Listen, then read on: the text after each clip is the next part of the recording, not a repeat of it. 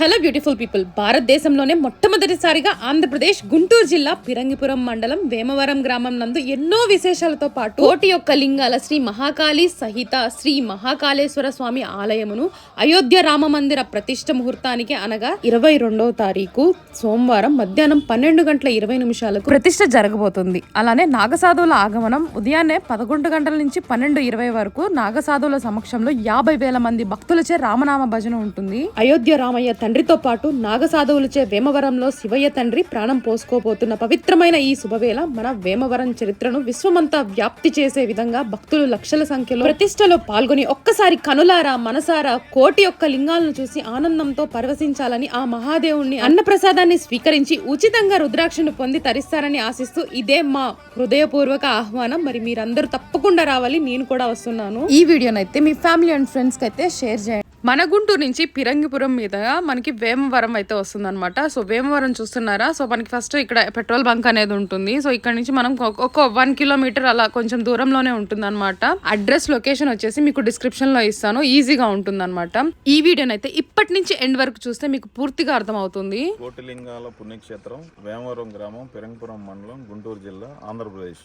ఈ గ్రామంలో గుంటూరు అమ్మ చారిటబుల్ ట్రస్ట్ వ్యవస్థాపకులు స్వామి జ్ఞానప్రసన్న గారి పర్యవేక్షణలో వారి సలహాలు సూచనల మేరకు వాళ్ళ దగ్గరుండి కట్టిస్తున్న గుడిది. ఇది 8 ఎకరాల భూమి.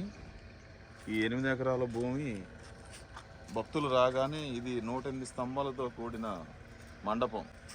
పూజలు అందుకునే దేవుడు ఇక్కడే మహాకాళేశ్వరుడు, మహాగణపతి, మహాకాళి. ఈ దర్శనానంతరం భక్తులు ఇలా వచ్చి ఇది 3.5 ఎకరాల్లో శివలింగం పానిపట్టం ఆకారంలో గల కోటి లింగాలని ఇక్కడే ప్రతిష్ఠించడం జరిగింది. ఇవన్నీ నర్మదా బాణ శివలింగాలతో ఇవన్నీ ప్రతిష్ఠించడం జరిగింది. దీని శివలింగం వచ్చేసరికి 101 అడుగులు ఎత్తు ఉంది. దాంట్లో శివనామాలు 4 వైపులు, 2 సర్పాలు, వెనక త్రిశూలం, అలాగే బ్రహ్మసూత్రం, ఇవన్నీ దాంట్లో ఆ రాతిలోనే డిజైన్ చేసి వర్క్ చేయడం జరిగింది. అలా వెళ్తే ఆ కార్నర్లో మరకత శివలింగం భక్తులు వారి స్వహస్తాలతో అభిషేకం చేసుకోవాలనే ఉద్దేశంతో బాబాగారు మరకత శివలింగం వాయు ప్రతిష్ఠ చేయడం జరుగుతుంది. అక్కడికి వచ్చి ప్రతి భక్తులు అక్కడ అభిషేకం చేసుకోవచ్చు వారి స్వహస్తాలతో. అలా వెళితే అటుపక్కన 2 గుళ్ళు, ఒకటి పాలరాతి శివలింగాలతో కూడిన ఒక శివాలయం, అంటే 10,000 పాలరాతి శివలింగాలతో ఒక గుడి, దాని పక్కన 108 శ్రీచక్రాలతో కూడిన ఒక గుడి. ఆ 108 శ్రీచక్రాలకి భక్తులు స్వయంగా వాళ్ళ స్వహస్తాలతో అభిషేకం చేసుకోవచ్చు, పూజలు చేసుకోవచ్చు. అలాగా ఆ గుడిని కట్టడం జరుగుతుంది. అలా ఇటువైపుకి వస్తే మహానంది ఉన్న మాకు తెలిసిన ఇన్ఫర్మేషన్ ప్రకారం ఇండియాలో ఉన్న అన్ని నందుల్లో కల్లా ఒక 5 అడుగులు పెచ్చు పెట్టి ఈ నంది కట్టడం జరిగింది. ఈ నంది పైకి 47 అడుగులు, 50 అడుగులు బారు, 25 అడుగులు వెడల్పుతో కూడిన నంది ఇది. అలాగా అటువైపుకి వెళ్తే ధ్వజస్తంభం కన్స్ట్రక్షన్ జరుగుతుంది. ధ్వజస్తంభం చెక్కుతున్నారు. ఈ కోటిలింగాల క్షేత్రంలో ధ్వజస్తంభం రాయి ఇదే. 60 అడుగులు పొడుగుతో ఈ రాయిని చెక్కడం జరిగింది. భక్తులు కాస్మిక్ ఎనర్జీతో కూడిన నీటిని అభిషేకం చేసుకోవడానికి కానీ ఏదైనా కానీ ఓపెన్గా ఒక బావి ఉండాలి శాస్త్రం ప్రకారం అని చెప్పేసి ఈశాన్యంలో ఒక బావి కూడా తవ్వించడం జరిగింది. ఈ రాతి గుడికి వచ్చేసరికి పూర్తిగా ఇప్పుడు చూసిన రాతి స్తంభాలు, ఆ స్తంభాల పైన ఇవి రాతి దూలాలు, ఈ దూలాల పైన ఈ స్లాబ్స్, రాతి స్లాబ్స్, ఇవన్నీ దానిపైన ఈ ఉండటం జరిగింది. పూర్తిగా రాతి కట్టుబడే ఈ టెంపుల్ మొత్తం. అలాగే ఈ గుడి ప్రాంగణం మొత్తం కాంపౌండ్ వాల్ నిమిత్తం భూమి నుంచి 22 అడుగులు ఎత్తుకొచ్చాం. ఈ 22 అడుగులకి రాతి బ్లాక్స్ని తీసుకొచ్చి దానిని ఇక్కడ కటింగ్ చేసి ఒక్కొక్కటి బ్రిక్ లాగా, ఇది 10 అడుగులు బారు, 7 అడుగులు వెడల్పు, 6 అడుగులు ఎత్తు, 60 టన్నులు రాయి. ఇది దీంట్లో సగం రాయి దీనిపైన. అలాగే భూమిలో ఇంకొక రాయి ఉంది. ఇది మొత్తం 22 అడుగులు ఎత్తు కట్టడం జరిగింది. పెట్టుకుంటూ బ్రిక్స్ లా పెట్టుకుంటూ ఈ కాంపౌండ్ అంతా కట్టడం జరిగింది. విశేషంగా చేసిన ఇవన్నీ ఈ కాంపౌండ్ వాళ్ళు ఇంకా భూమి ఉన్నంతకాలం ఈ కాంపౌండ్ వాళ్ళు ఎక్కువ చెదరదు, ఆ రకంగా డిజైన్ చేసుకుంటూ వచ్చామన్నమాట. కోటిలింగాల గుడిలో ముఖ్యమైన టెంపుల్ ఇదే. పూజలు అందుకునే దేవుడు ఇక్కడే ఉంటాడు.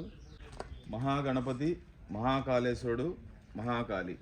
ఈ పూర్తి రాతి మండపం ఎత్తు పై వరకు 52 అడుగులు ఎత్తు ఉంటుంది. ఈ కోటిలింగాల క్షేత్రంలో ముఖ్యమైన టెంపుల్కి సంబంధించిన ధ్వజస్తంభం ఇక్కడే పెట్టేది. ఈ ధ్వజస్తంభం కింద జనరల్గా కారు రాయి కట్టుబడి కట్టడం జరుగుతుంది.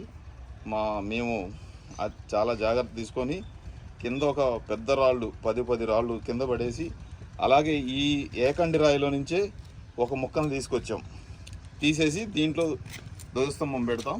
అలాగే ఏకండి రాయిలో ఇంకొక రాయిని ఇది పీఠం కింద కట్ చేయడం జరిగింది. పూర్తిగా ఏకండి రాయి. ఈ ధ్వజస్తంభం ఇందులో సిట్టింగ్ అయిన తర్వాత దాన్ని పీఠం కింద చెక్కడం జరుగుతుంది. ఈ రాయి 9 అడుగులు వెడల్పు, 9 అడుగులు డయాతో కూడిన రాయి. ఇది శివలింగం చివరి రాయి. ఆ రాయి ఇక్కడి నుంచి చూసేసరికి చిన్నదిగా కనబడుతుంది. దీని ఒరిజినల్ సైజు 20 టన్నులతో కూడిన పెద్ద రాయి అన్నమాట. ఈ కోటిలింగాల క్షేత్రంలో ఇంకో ముఖ్యమైన టెంపుల్ ఉంది. పాతాళ కాళి అని చెప్పేసి ఇక్కడ కన్స్ట్రక్ట్ చేయాల్సింది ఉంది. 40 అడుగుల లోతులో మట్టి తీసి 30 అడుగుల కాళికామ్మ విగ్రహం తయారవుతుంది. ఆల్రెడీ 70% వర్క్ చేయడం జరిగింది. ఆ అమ్మవారిని పాతాళంలో ఒక గుహలలో కాగడాల వెలుతురులో భక్తులు దర్శనం చేసుకోవాలనే ఉద్దేశంతో మేము డిజైన్ చేయడం జరిగింది. ఆర్థిక స్తోమత లేక విగ్రహం వరకు తయారు చేయడం అతి కష్టమైన పూర్తి చేసాం. దీని కన్స్ట్రక్షన్ సంబంధించి ఎవరైనా దాతలు ఉన్నట్లయితే ఇది పూర్తి చేసి భక్తులకి ఆనందాన్ని ఇచ్చే విషయంలో తోడ్పడగలమని చెప్పి ఆశిస్తున్నాం. ఈ కోటిలింగాల క్షేత్రంలో ప్రతి విగ్రహాలు అమ్మా చారిటబుల్ ట్రస్ట్ వ్యవస్థాపకులు స్వామి జ్ఞానప్రసన్న గారు ఈ ప్రతిష్టకి చాలామంది లక్షల ఖర్చు పెట్టి నాగసాధనలు తీసుకురావడం జరిగింది. అయితే వారిని అనడం కాదు కానీ వారికన్నా ఉన్నతమైన స్థాయిలో ఈ మానసిక దివ్యాంగులు ఉంటారని భావించి ప్రతి ప్రతిష్టకి ఇక్కడ గ్రామస్తుడే వీరారెడ్డి, ఈ వీరారెడ్డి చేత అలాగే మా అమ్మ చారిటబుల్ ట్రస్ట్లో మానసిక దివ్యాంగుల చేత ప్రతి విగ్రహాన్ని కానీ ప్రతి పూజ కానీ కొబ్బరికాయ కొట్టించడం కానీ అన్నీ వారి చేత చేయించి ఈ కార్యక్రమాన్ని ఇంత దివ్యంగా పూర్తి చేయడం జరిగింది. భారతదేశంలోనే మొట్టమొదటిసారిగా మన ఆంధ్రప్రదేశ్ రాష్ట్రం గుంటూరు జిల్లా ఫిరంగిపురం మండలం వేమవరం గ్రామంలో కోటి ఒక్క లింగాల శ్రీ మహాకాళి సహిత శ్రీ మహాకాళేశ్వర స్వామి శివాలయమును అయోధ్య రామమందిర ప్రతిష్టా ముహూర్తానికే అనగా జనవరి 22వ తారీఖు మధ్యాహ్నం 12:20 ప్రతిష్ఠ చేయాలని దైవజ్ఞులు నిర్ణయించారు. అయోధ్య రామయ్య తండ్రితో పాటు ఇక్కడ వేమవరం గ్రామంలో నాగసాధువుల చేత శివయ్య కూడా ప్రాణం పోసుకునేటువంటి తరుణం ఇది. కావున భక్తులందరూ కూడా లక్షలాదిగా ఇక్కడికి విచ్చేసి శివయ్యను దర్శనం చేసుకొని ఇక్కడ అన్నప్రసాదాన్ని స్వీకరించి రుద్రాక్షని ప్రసాదంగా మహాదేవుని ప్రసాదంగా స్వీకరించి తరించవలసిందిగా ప్రార్థిస్తున్నాం. ఈరోజు మార్నింగ్ గుంటూరు నుంచి ఫ్రెండ్ సర్కిల్ తోటి 5:30కి ఇక్కడ రావడం జరిగింది. ఈ ప్రదేశాన్ని చూస్తుంటే ఈ గ్రామం చుట్టుపక్కల వీళ్ళందరూ అదృష్టంగా భావిస్తున్నాము. మేము కూడా ఇక్కడికి వచ్చి ఈరోజు ఇది చూసిన తర్వాత చాలా అద్భుతంగా ఉంది, మా అదృష్టంగా భావిస్తున్నాము. ఇది పూర్తిగా అయితే మహా అద్భుతంగా ఉంటుంది, మా అందరు అదృష్టంగా భావిస్తున్నాము. ఇది చాలా చాలా చాలా బాగుంది. ఈరోజు ఇక్కడికి వచ్చి ఇంత మహాద్భుతమైన శివలింగాన్ని ఇంత ఎత్తులో ఇంత రాతితో కట్టడం అనేది మహా అద్భుతమైనది. ఇక్కడికి వచ్చి మేము ఇంతవరకు దేశంలో ఎక్కడా చూడలేదు. ఇంత ఉన్నతమైన శివలింగం, ఇలానే నందీశ్వరుడు 52 అడుగుల నందీశ్వరుడిని నా జీవితంలో నేను ఎక్కడా చూడలేదు. ఇదే మొదటిసారి. ఇంత మహాద్భుతమైన ప్రదేశంలో ఈరోజు మేము రావటము, మేము చూస్తాము, మా జన్మ తరించినట్టుగా ఉంది. ఇది బాబా గారికి ఎంతో కృతజ్ఞతగా మేము చెప్పుకుందాం అనుకుంటున్నాము. ఈ బృహత్తర కార్యక్రమంలో నేను కూడా భాగస్వామైనందుకు చాలా సంతోషంగా ఉంది, అదృష్టంగా భావిస్తున్నాను. ప్రాణ ప్రతిష్ఠ రోజు ప్రతి ఒక్కరూ వచ్చి అందరూ వారి మద్దతు తెలియజేయాల్సిందిగా కోరుతున్నాను.